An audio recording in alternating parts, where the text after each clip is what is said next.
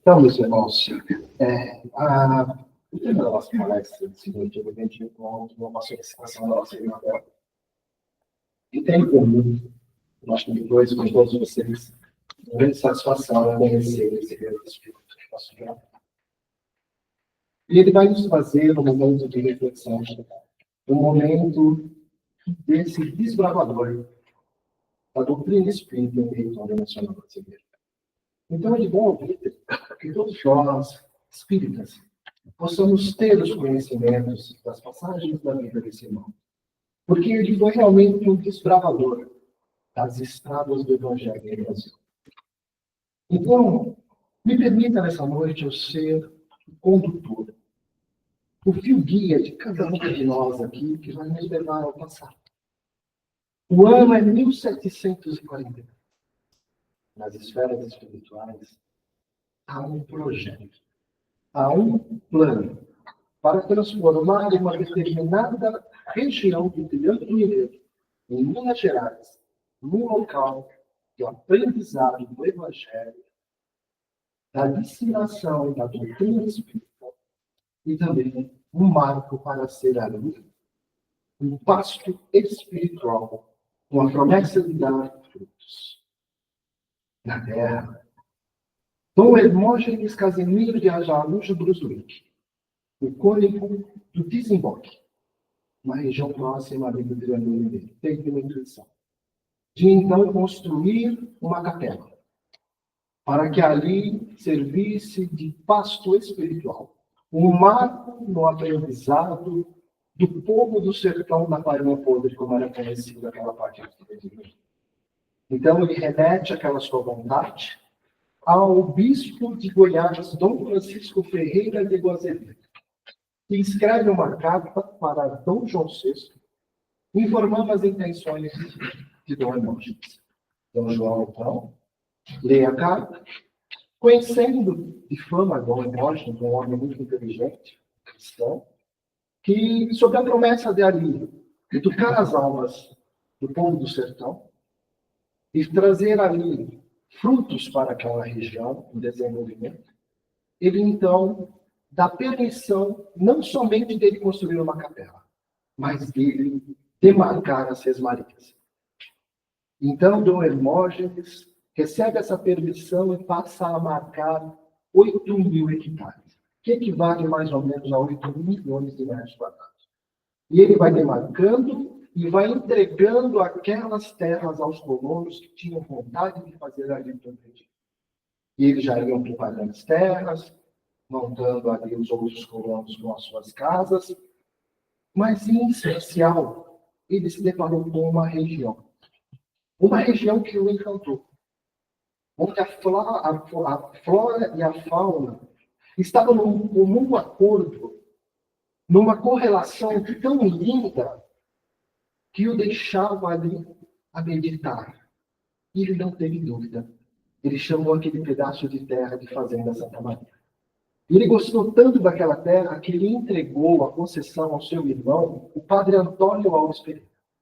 Ali, então, eles construíram a capela e rezaram a primeira missa do sertão, entre o Ribeirão das Abelhas e Tuporá. Em 1876, aquelas demarcações passaram a se elevar à condição de cidade, recebendo o nome de Sacramento. A cidade, ela vivia, historicamente, em razão da agricultura. Naquela época começou a chegar os primeiros gados e começou a ter um grande desenvolvimento.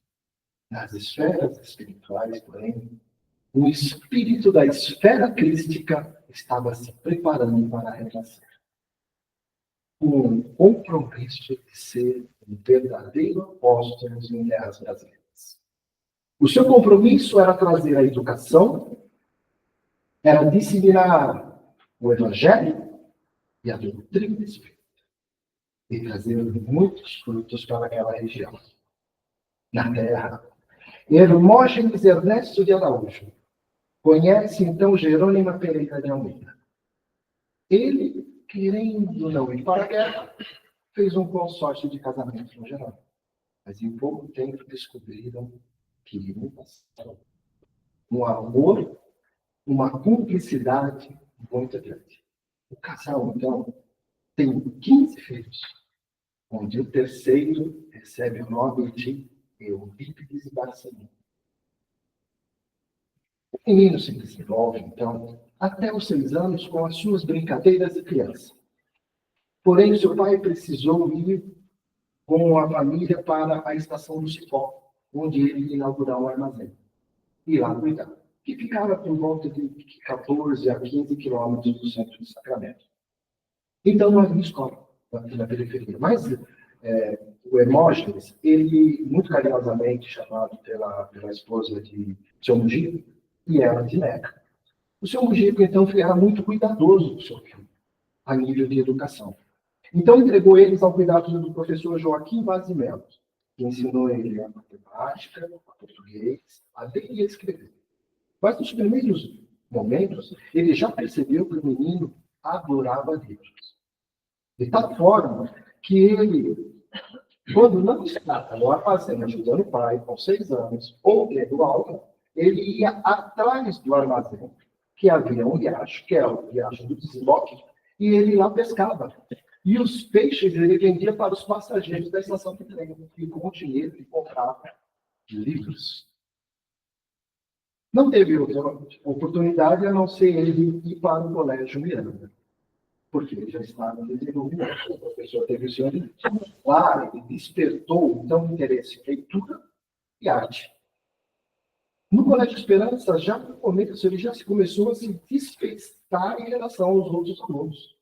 Muito estudioso, devotado, portador de uma inteligência que não era desse planeta, além de ter uma mente fotográfica. Nesse mesmo período, quando criança, hospeda-se na casa de Dom Hermógenes, no caso, o Sr. Gico, um amigo dele, médico, que traz uma coletânea de livros. E no período em que ele esteve lá, ele passou, então, a ler aqueles livros, curioso. E ele decidiu, vou ser médico, para ajudar aquelas pessoas que não têm condições para, de uma cura, de procurar um médico, e assim mesmo ajudar a sua mãe, porque ela sofria de desmaios e de alucinações. Já estava incrustado nesse espírito, então, a caridade, o senso de ajuda. Eurípides Barçanufo, na sua juventude, funda, então, com uma companhia de arte dramática, onde ele era o escritor, o diretor e também um dos atores. E com os seus amigos, eles fizeram muitas apresentações em toda a Sacramento e em cidades periféricas, fazendo com que ele se tornasse uma pessoa muito conhecida. E o interessante é que nas apresentações dele, ele já despertava nas pessoas discussões sobre filosofia, arte e também sobre literatura. Já estava começando o processo de educação desse espírito. Ele também se correlacionava aqui com a cidade, com Carlos Gomes, com a família de Carlos Gomes, onde eles faziam verdadeiros saraus, com músicas do período romântico e valor clássico. Certa vez, em sua parte de estudos, o professor Miranda chamou o Sr. Gico e lhe disse, o Sr. Gico, nós aqui não temos mais nada a ensinar ao seu filho. E é muito raro isso acontecer, mesmo naquela época. Eles já conseguiram ensinar tudo que podiam, o Eurípides não estava mais aprendendo mais nada.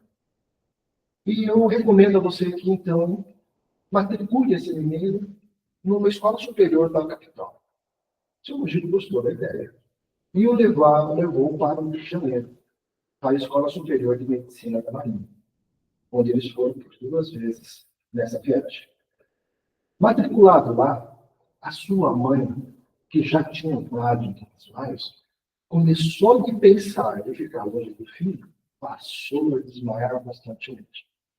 Eurípides, complacente com a sua família, com sua mãe, decidiu desistir desse seu sonho, de não mais ir para a capital. Essas intensas desmaios da sua mãe se prejudicavam até mesmo quando ela ia para a igreja. Ela não conseguia assistir às missas. E de uma família fervorosa, católica, isso para ela era muito triste. E Eurípides queria, de qualquer forma, encontrar, então, uma cura para a sua mãe. Era comum, dentro dos noticiários, que as pessoas daquela época comentavam que Eurípides Barçanufo, desde pequeno, seguidor das missas, trabalhador da igreja, assistia às missas do altar. E lá não era diferente. Ele de ver sem uma cartaneta e anotar todo o sermão para depois estudar. Também era comum ver relatos de Eurípides saindo da igreja de fato para não dar as costas para o altar, sinal de desrespeito. Certa vez, o Eurípides, conversando com o padre da paróquia, a nível, parecendo que ele já tinha estudado sobre religião. Ele discutia no mesmo nível. O padre tinha tanta confiança no Eurípides que o emprestou uma Bíblia. Coisa que era proibida pela igreja, porque eles não queriam que pessoas leigas tivessem uma falsa interpretação sobre a religião. Eurípides, então, estuda a Bíblia do começo ao fim e devolve para o padre. Mas nisso que ele devolve para o padre, ele, então, tinha algo que o incomodava, que ele não conseguiu achar explicação, que era sobre as bem-aventuranças. Ele não conseguia ver como alguém era bem-aventurado dentro do sofrimento que ele vivia junto com as pessoas, a pobreza, os doentes. Então ele não conseguia achar essa lógica. E ele interpelou o padre sobre isso. A resposta que ele obteve não o agradou. O padre disse para ele: meu filho, isso não tem explicação. São os desígnios da fé, ou os mistérios da fé. Aceite, pois somente cabe a Deus a resposta dessas perguntas. Nós, como servos de Deus, temos que aceitar. Mas Eurípides ficou matutando aqui. Não é possível. Eu vou entender, saber por quê. Jesus queria dar essa lição. E não vai ficar guardado as 7 chaves. Conta para nós, Dorinha Novelino, que foi um historiador da Samufa, que devido a ele, devido àqueles livros de medicina, e mais alguns de homeopatia, cedido por um estudioso de homeopatia da inteira, ele resolveu, então, abrir uma farmácia com recursos próprios, onde ele, então, doava esses remédios para ajudar os pobres e os necessitados. Sem conhecer muitos, sim. Em 1900, e vem para Sacramento seu tio querido, senhor Papai. E ele vem morar em Santa Maria junto com os colonos, na aldeia de colonos, que é fazenda, para prestar serviço.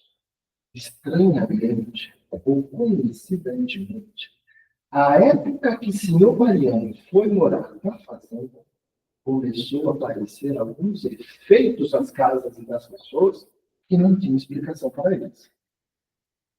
As panelas que estavam secando de ouro no vermelho, ouros armários, saíam voando pela casa. As portas à noite, depois de fechadas, passavam a abrir e a fechar. Assim mesmo como as janelas, com as tramelas fechadas. Nos telhados, ouviam-se chuvas e pedras. Quando saíam para fora, não havia um efeito. E nenhuma telha quebrada. Também era comum ver pessoas, ao chegar em suas casas, ou em passeio, ou voltando do trabalho, com a roupa toda marcada com mãos em sinal de barro, sendo que ninguém as tocou. Vozes se ouviram na noite de pessoas que não estavam na casa. Então, todo esse efeito, chamando a atenção e preocupando aqueles habitantes, eles resolveram, então, pedir ajuda. E foram até Uberaba. E lá contrataram, então, Frederico Perón, um médium espanhol, que veio até Santa Maria. E lá ficou por um tempo. Frederico Perón não teve muita dificuldade. Ali já teve o seu diagnóstico. eram manifestações mediúnicas. Porque ali havia a maior concentração de médiuns no mesmo local, morando juntos. Praticamente todos ali eram médiuns. Então, ele passou instruções, desenvolveu uma metodologia para ali desenvolver a mediunidade das pessoas. E ali tinha mediunidade de todo tipo. Tinha a psicofonia, a psicografia, a mediunidade de cura, tudo desdobramento, vários momentos. Então, ele exigiu disciplina e alguém que ali pudesse assumir aquela responsabilidade. O senhor Mariano tomou frente. Começou a controlar e a comandar o grupo. E em 1900, dia 28 de agosto de 1900, ele funda então o primeiro centro espírita do sertão, chamado Fé e Amor, na capital do Rio. Passando, sabendo que o senhor tio, querido tio, o senhor estava professando a religião, ou a seita do demônio, eles diziam, ficou muito preocupado. Eles estavam fugindo a todos aqueles princípios que a religião católica havia imposto para ele até aquele momento. Em 1902, devido à bondade de Eurípides, a sua carisma, o seu devotamento à caridade, ele se elegeu então vereador. No momento em que ele ganhou 2 vezes a eleição, em unanimidade, por 3 anos consecutivos. E ele trouxe a Sacramento modernidades e infraestrutura que só tinha em cidades grandes. Como, por exemplo, ele fez a usina de Cajuru, uma usina hidrelétrica, para abastecer Sacramento, coisa que não existia, somente nas grandes cidades. Ele trouxe o bonde para levar até a estação de desemboque, que era uma subida muito grande para as pessoas irem, e lá poderia pegar um trem para qualquer local do Brasil. Ele trouxe também o telefone. Então, ele trouxe muitos progressos para Sacramento. Em 1902, ele funda, junto com alguns amigos, o colégio Liceu Sacramentano de Ensino, fundamental e básico. Também funda a Gazeta Sacramentana. Com apenas 22 anos, esse irmão já carregava 5 grandes responsabilidades de Sacramento. Ele era diretor do Colégio Sacramento. Ele era professor de todas as matérias do colégio. Onde qualquer professor faltava, ele ia lá assumir sem nenhuma dificuldade. Ele era vereador. Ele era escritor e redator do jornal. E também ele era secretário da Irmandade de São Vicente. Com 24 anos, ele era realizado. Não tinha problema de saúde, problema nenhum. Ele só tinha 3 problemas. O primeiro, a sua mãe querida. A doença da sua mãe, que não tinha cura. Até então. O segundo, seu tio senhor Mariano, que estava preferindo uma religião que não era de agrado da sua família nem da igreja. E o terceiro, a doença da igreja.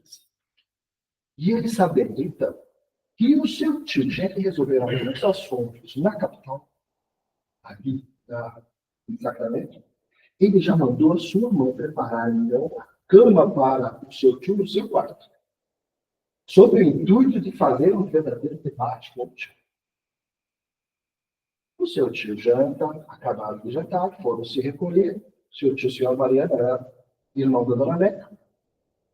Mal chegaram no quarto, Eurípides, então, começou uma conversa. Ele começou um debate filosófico-religioso com o tio, que foi horas e horas e horas. Mas teve certo momento que o senhor Mariano começou a demonstrar um determinado cansaço mental. E disse para ele mais ou menos assim: meu filho, eu não tenho condições de discutir esses assuntos religiosos com você, que é um rapaz preparado, estudioso, falador de muitas coisas. Toma, leia esse livro. Ele vai lhe trazer mais esclarecimentos que eu posso lhe dar. E entregou para ele, depois da morte de Leão Feliz. Ele fez então para ele, e já no prefácio ele toma um susto. Aquela linguagem objetiva, franca, aquela linguagem esclarecedora, Ele se assenta na escrivaninha e começa a ler. Aí o senhor Mariano acorda, está no livro de cinema. Volta a dormir. Acorda de novo, está no livro de cinema. Ele gostou do livro. De manhã, Eurípides passa então a olhar para o senhor Mariano com os olhos diferentes. E agradece ao tio por aquela experiência única, onde ele teve revelações que a Bíblia nunca apresentou para ele. Inclusive, alguns passos sobre a lei da natureza. Eurípides, então, passa a estudar o Espiritismo e vai se afastando aos poucos das ordens da Igreja. É sexta-feira de Paixão de 1900. Eurípides estava com aquela pulga atrás da orelha. Será que tudo isso não era coisa da cabeça desse povo? Eu vou para a Santa Maria. Pegou um amigo seu e foi, sem avisar ninguém. Chegando em Santa Maria, ele tomou o primeiro susto. Ele conhecia todos, porque a maioria era seus parentes. Quando ele chegou em Santa Maria, não havia ninguém. Todos estavam na casa do colono, fazendo ali a sessão mediúnica. Ele entrou para a sessão mediúnica. Ele tomou o segundo susto. Porque se todos eram espíritas e todos estavam ali, por que então havia de ter dois lugares lá? Um para ele e um para o seu amigo. Ele se assenta junto com o seu amigo. O senhor Mariano toma a palavra, faz a prece, lê a abertura do Evangelho, segundo o Espiritismo, e começa, então, a passar a palavra para os trabalhos mediúnicos. Eurípides, nesse momento, pensa: se é verdade, né, que os mortos podem vir a se comunicar depois da morte, então que João Evangelista venha explicar as bem-aventuranças através do meu tio Aristides. Por que ele escolheu o tio Aristides? Porque ele conhecia o tio Aristides. Aristides era uma pessoa conhecida, movedor de uma caridade que não cabia dentro dele. Não podia ver alguém precisando de alguma coisa que ele ia lá ajudar.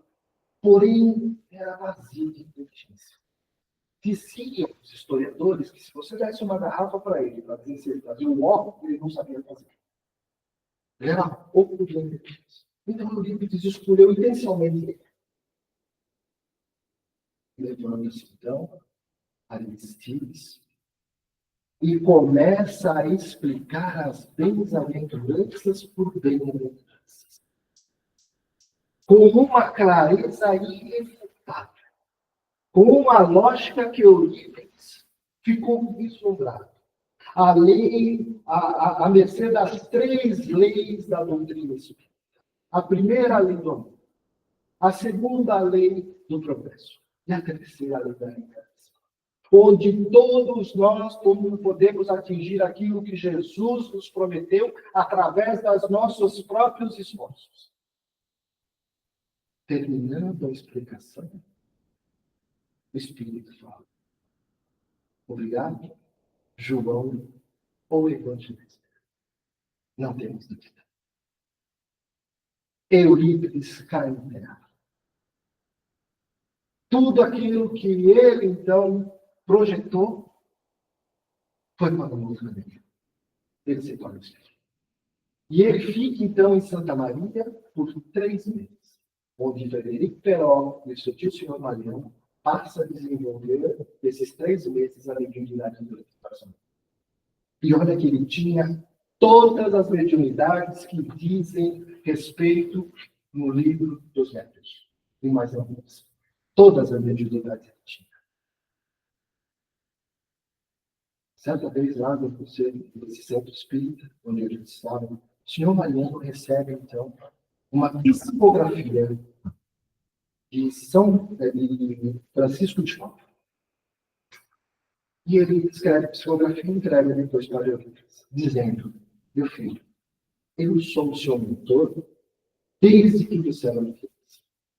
E relata fatos da vida de Eurípides que somente ele sabia. E diz que não é sem porquê que ele é diretor da Ordem de São Francisco de Paulo. Mas dá um recado para Eurípides. Meu filho, abandone a Irmandade de São Vicente de Paulo. Lá há pessoas que vão continuar o projeto com a mesma competência que você fez até agora. Nós temos outros planos para você. E se prepare, porque muitos se afastarão de você. Então, seguro na sua fé, vamos continuar a jornada. Teve uma intuição. Tio, onde mora o Carlos? Doutor Carlos? Onde mora o Carlos? Ele mora depois da floresta ali. Pois é, tio, nós precisamos ir lá. Ah, tá bom, amanhã cedo nós vamos. Já é noite, tá noite? Não, tio, nós precisamos ir lá agora. Porque o Carlos está há 3 dias sem suprimento e se acaba. Vamos lá. Mas Eurípides, é mato, é noite, tem animais. Selvagens, como é que a gente vai fazer? Tio, nós não estamos a serviço de Deus. Estamos. E se o Cristo tivesse aqui, ele não iria lá? Sem dúvida. Nós vamos. Eles então apeiam o cavalo e vão até lá. Chegando lá, Carlos realmente está assim. Porque Carlos era portador de lepra. E ele foi abandonado por todos. Eurípides então faz uma prece, dá bem-vindo para Carlos, dá paz, e na hora de ir embora, Eurípides então dá um beijo no Carlos, na testa de Carlos. Coisas somente que o verdadeiro apóstolo pode fazer. Carlos, então, é curado. Essa foi a primeira cura de Eurípides, através de um beijo. A segunda cura foi da sua mãe, que tinha um processo obsessivo. Em 11 de junho de 1904, Eurípides Barçanufo, então, cria o Cultos das 9 Horas, onde ele pedia para as pessoas mentalizarem aquilo que eles queriam, que é a espiritualidade mental. Se aproxima de Eurípides Barçanufo, então, doutor Bezerra de Menezes, e passa, então, a fazer o receituário para todas as consultas que Eurípides estava fazendo. Em 1905, Eurípides funda em Sacramento um centro Amor e Caridade, trazendo muitos adeptos. Porém, a igreja estava perturbada por aquele crescimento da evangelização espírita, dos movimentos doutrinários espírita, aquela cidade lotada de gente indo para lá para ser atendido por Eurípides Barçanufo, e começa a fazer uma campanha contra. Os pais, então, dos alunos do colégio Liceu passam a tirar os filhos do colégio. E Liceu vai perdendo os colegas, perdendo os alunos, perdendo os professores, quando o Eurípides vê, ele estava quebrado. Eurípides Barçanufo estava falando. Entra numa profunda tristeza e choro. E nesse momento de tristeza e choro, ele decide fechar o colégio. Porque nem a placa que ele colocou na frente do colégio, que ele dava aula particular de qualquer matéria, ninguém tinha. Havia um movimento contrário a tudo aquilo que ele estava fazendo. Ele só conseguia se manter porque ganhava um salário que o pai dele lhe pagava por ele fazer a contabilidade do armazém. Então, nesse momento, dos momentos onde ele estava nessa agonia, nesse choro profundo, se aproxima dele uma luz. E quando ele vê aquela luz, ele fala, não é possível. Não é possível. Esse espírito querendo se comunicar comigo, eu nesse estado emocional, isso é subjugação. E afasto o espírito. Mas o espírito era muito poderoso. Coloca o Eurípides, então, em estado alterado de consciência, ele desmaia, e com a psicografia mecânica, faz um bilhete. Quando ele acorda, ele vira o bilhete, ele lê. Diz mais ou menos assim: meu filho, não feche a escola. Em vez disso, tire a placa Liceu Sacramentano que traz resquícios da vaidade humana. Coloque a placa Allan Kardec. Dê a aula do Evangelho dos meus filhos às quarta-feiras. Monte um curso de astronomia. Repito, monte um curso de astronomia. O novo colégio terá a proteção do meu manto sagrado. Maria, Senhora de Deus. Quando ele viu aquele bilhete, foi lá com uma placa, colocou licenciado, colocou colégio Allan Kardec, mas ele não tinha, ele não viu como ele olha a espiritualidade fazendo o papel. Ele começou a trazer das cordas feias os seus parentes de Santa Maria, isso não. E quando ele fazia aquela abertura às 9 horas, ele fazia uma prece. E uma das avós de um dos historiadores, conta que quando ela era criança, ela falava para a mãe, mãe, quem está gritando? E a sua mãe falava, é o espírito que está rezando. Porque olha só, meus irmãos, a mediunidade de todos aqueles que estavam na sala de aula, somada à mediunidade de Eurípides, fazia com que a voz dele se dissipasse por todo o sacramento, como se houvesse em toda a cidade altos-falantes. Todos ouviam a prece. E começou a sensibilizar aqueles pais que tinham uma informação errada de que o Espiritismo não era uma religião única. E começou a voltar às crianças. E o colégio se encheu novamente. De tal sorte que Eurípides não tinha reformado das escolas do benefício e da palmatória. Ele usava os princípios de Pestalozzi sem nem conhecê-los, com a filosofia da pedagogia do amor. E os alunos eram excepcionais. Eles queriam aprender. Eles tinham sede de aprendizado. Eles vinham para o colégio com vontade de estudar. E os professores foram com aquele sistema. Eurípides, então, inaugura a sua segunda farmácia. Sobre ali os benefícios do irmão Frederico Perói e do seu pai, ele, então, tinha um atendimento sobre o receituário de Dr. Bezerra de Menezes. Era muito comum ver Eurípides, as pessoas vindo na sua farmácia, só de se aproximar, ele já entregava o remédio. Toma, corra, meu irmão, porque a doença não dá. E a pessoa ia tomar um remédio e se curava. Ele aviava receitas, fazia cirurgias e partos. Em todo sacramento. E aquilo foi se disseminando. Era Minas Gerais, era o Brasil. Todos vindo e querendo uma consulta com grande médico. Então, meus irmãos, o pasto espiritual produz os seus frutos. Começa a esse conceito que foi todo planejado no passado. Era uma tarde, e ele disfarçador entrou em estado alterado de consciência. E ele então se sentiu atraído para as esferas superiores. E quando ele se viu que estava numa relva, água correndo, umas pedras e uma intensa luz, ele então se aproximou cautelosamente. Quando ele viu a figura que estava envolta naquela luz, ele caiu de joelhos. Sem coragem de levantar os seus olhos.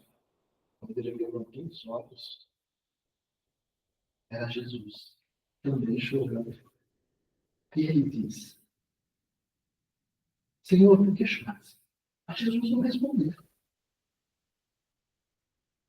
Ele então tomou coragem e falou, Jesus, por que choras?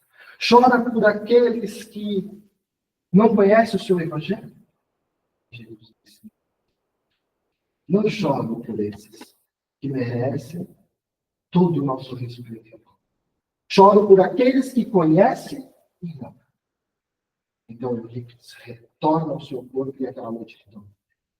E ele decide, a partir daquele momento, casar com a pobreza. Tanto que sua mãe e outras tias tentavam arrumar casamento para ele, e ele sempre falava, já sou casado. E com a realidade. Então, meus irmãos, a continuação dessa palestra, da história fantástica desse nosso irmão. Nós vamos passar para a próxima semana. Agradeço a todos, podemos emprestar, então, os ouvidos. Vamos fazer isso aqui. Nossa, peça de fechamento.